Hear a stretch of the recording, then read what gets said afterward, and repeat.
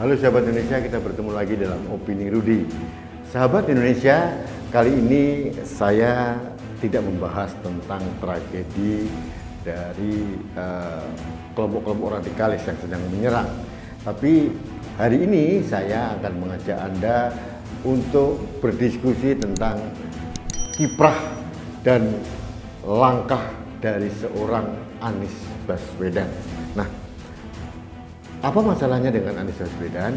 Ini tidak terkait dengan posisi dia sebagai Gubernur DKI Jakarta, tapi saya melihat akhir-akhir ini Anies sudah mulai ngebut untuk persiapan 2024. Sahabat Indonesia, semua orang sudah mahfum bahwa Anies punya ambisi yang sangat kuat untuk maju dalam Pilpres tahun 2024. Ini sesuatu yang menjadi konsumsi publik yang sudah bertahun-tahun.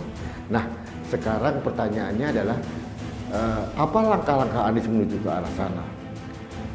Sahabat Indonesia, seperti kita tahu, partai yang captive atau sudah pasti mendukung Anies Baswedan adalah PKS. Itu sudah pasti. Nah, sekarang Anies akan bergandengan dengan siapa? Ini pertanyaan besarnya. Sebelumnya saya akan mengajak Anda untuk melihat ngebutnya Anies Baswedan dalam hal persiapan tahun 2024. Nah, sahabat Indonesia, tahun 2020 sudah ada keputusan politik dari parlemen maupun pemerintah bahwa tidak akan ada pilkada baik di DKI Jakarta, di Jawa Barat maupun di tempat-tempat yang lain, dan semuanya nanti akan dikumpulkan jadi satu dalam satu perhelatan besar pilkada serentak tahun 2024, kalau nggak salah sekitar bulan November tahun 2024. Ini berdasarkan undang-undang. Undang-undang ini dicoba oleh beberapa kelompok yang saya tahu pendukungnya Anies untuk dirubah atau direvisi supaya ada pilkada pada akhir masa jabatan Anies Baswedan tahun 2022. Ternyata tidak berhasil. Nah, ada beberapa kelebihan atau benefit yang diambil Anies kalau ada pilkada tahun 2022. Yang pertama, kemungkinan besar Anies akan menang kembali karena dia sebagai petahana cukup membuat langkah-langkah yang merangkul konstituennya. Tidak ada pembangunan di Jakarta yang signifikan, tapi apa yang dilakukan Anies adalah merangkul beberapa kelompok yang selama ini mendukung dia. Anies Baswedan memenangkan pilkada DKI Jakarta tahun 2017 dengan kemenangan 58% melawan Basuki Cahayapurnama waktu itu. Nah, ini modal dasar 58% ini yang kemungkinan akan bertambah karena Anies pandai merawat konstituennya. Nah, kalau tahun 2022 Anies akan maju kembali dalam pilkada, ada kemungkinan dia akan memenangkan, dan kelebihannya dia selain dia ada ruang dan waktu sebagai incumbent, sebagai gubernur dalam merawat konstituennya, yang paling penting seorang kepala daerah itu adalah mempunyai akses anggaran. Dan sahabat Indonesia tahu anggaran atau APBD DKI Jakarta termasuk yang paling besar untuk tingkat provinsi di Indonesia, sekitar 70-80 triliun per tahun. Nah, kalau dana sebesar ini bisa dikelola oleh incumbent, ini bisa menjadi modal dasar untuk maju ke tahapan berikutnya. Nah, ternyata harapan ini pupus. Tahun 2022 tidak ada pilkada, otomatis Anies harus berhenti. Nah, kalaupun dia mau mencalonkan lagi, dia akan mencalonkan tahun 2024 pada bulan November pada pilkada serentak.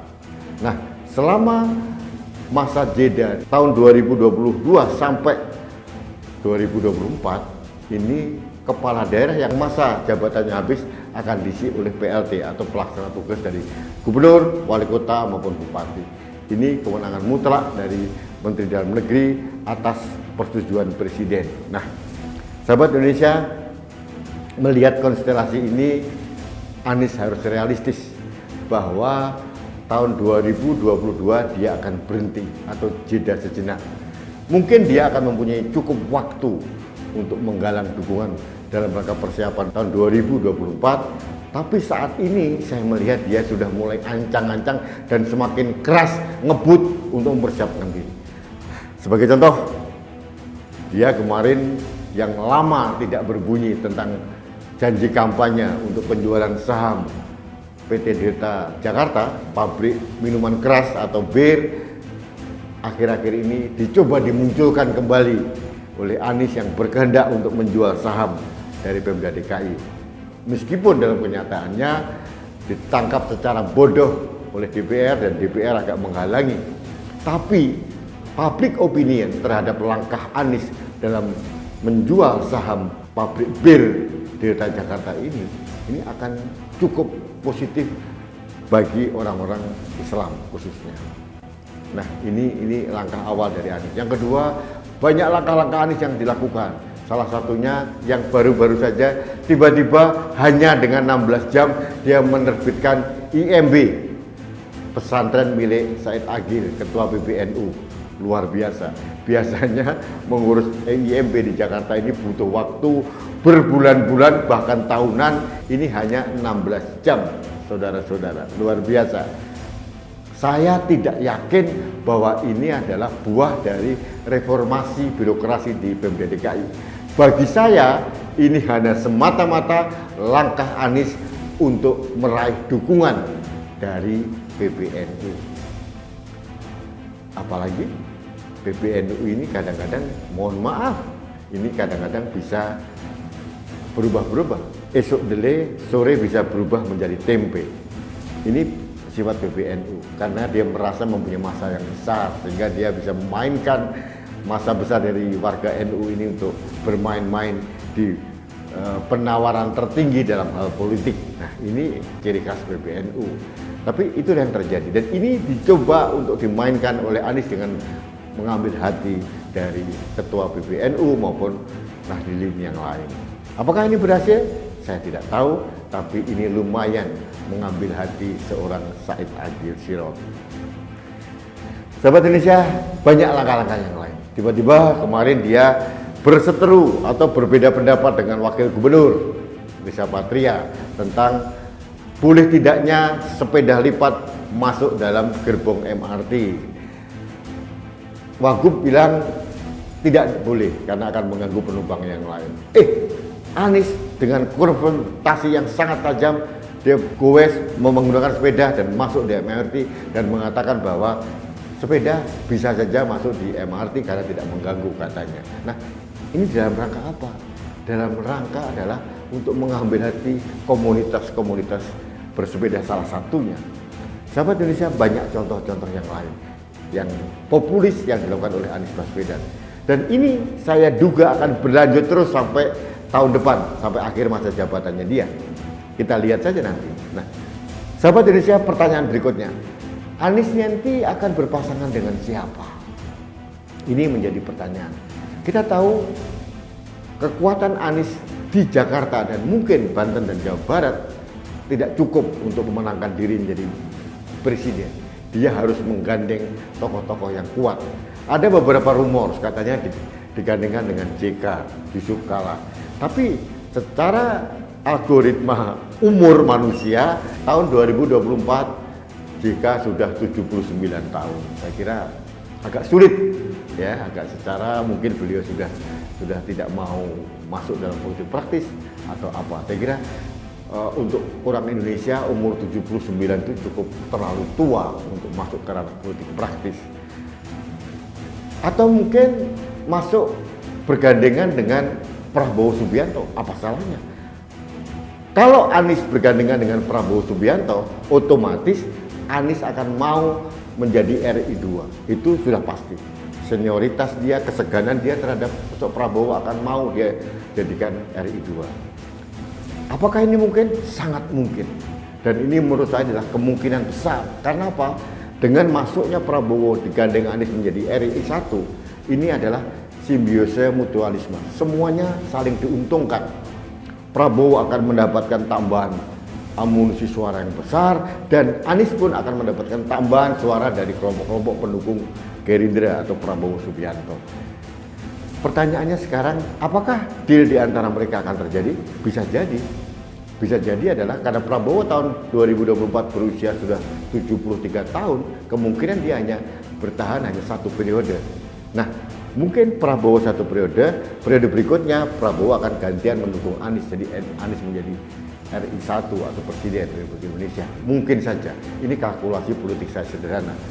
Tahun 2029 pada saat Pilpres yang akan datang, Anies masih berusia cukup muda, sekitar 60 tahun.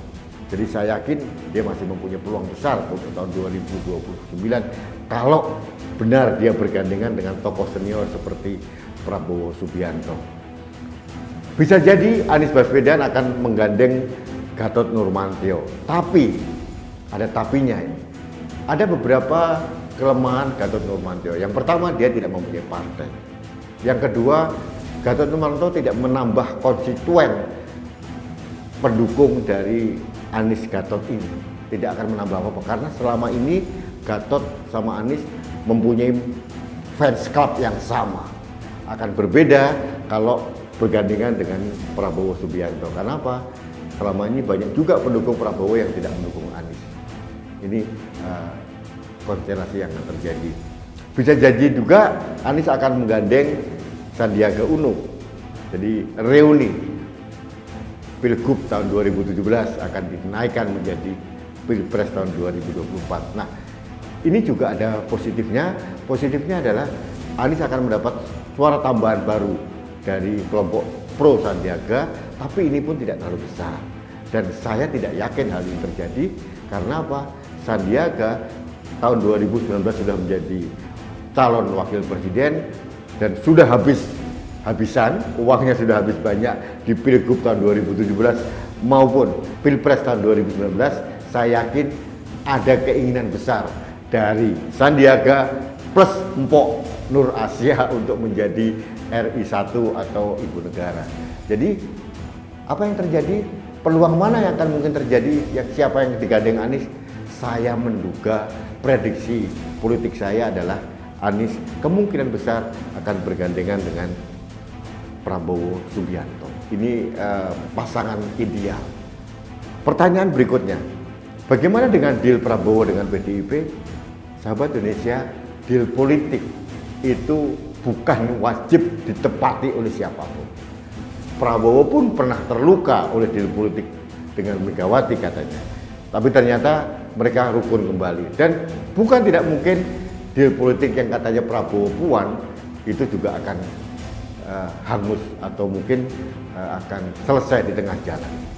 Dan jujur saja, secara realita politik Prabowo Anies Baswedan dan Prabowo Puan Maharani jauh lebih menjual Prabowo Anies Baswedan. Saya menduga Prabowo ini sekali saja ingin menjadi capres meskipun hanya satu periode. 2 kali dia gagal menjadi calon presiden, pernah gagal juga menjadi calon wakil presiden, dan kali ini mungkin ada kesempatan emas. Sekarang Prabowo mempunyai akses kekuasaan menjadi Menteri Pertahanan dan juga mempunyai masa yang besar. Anies mempunyai masa yang captive dan kemungkinan besar bisa terjadi adalah partai pendukungnya adalah Gerindra, PKS, dan Nasdem. Siapa tahu. Sahabat Indonesia, ini kalkulasi politik saya. Pertanyaan terakhirnya adalah siapa nanti yang bisa menghentikan pasangan ideal Prabowo Anies Baswedan? Jujur, saat ini belum nampak, tapi saya punya keyakinan ada pasangan yang sangat ideal, pasangan antara sosok nasionalis dengan sosok Islam yang kuat akan muncul nanti tahun 2023. Kita tunggu saja. Kalau 2 orang ini, jagoan saya ini bisa benar-benar terwujud dan menjadi pasangan yang ideal dan didukung oleh partai, ini akan menjadi hadangan terbesar bagi pasangan Prabowo dan Anies Baswedan. Pertanyaannya, siapa pasangan itu? Nanti saya umumkan kemudian. Baik, sahabat Indonesia, demikian prediksi politik saya tentang langkah dan kiprah Anies Baswedan untuk menapakkan kaki di Merdeka Utara, di Istana Negara. Mungkin Anies akan berbesar nanti menjadi Wapres terlebih dahulu, dan tahun 2029 dia akan melangkah menjadi RI 1. Ini kalkulasi politik, reality politik yang mungkin saja terjadi dan bisa kemungkinan besar akan terjadi. Demikian opini saya. Jangan lupa like, subscribe, komen, dan share setiap postingan Kanal Anak Bangsa. Karena bersama Kanal Anak Bangsa, saya bisa memprediksi politik, saya bisa menyuarakan kebenaran untuk menjaga Indonesia. Terima kasih. Salam damai. Rudi SK.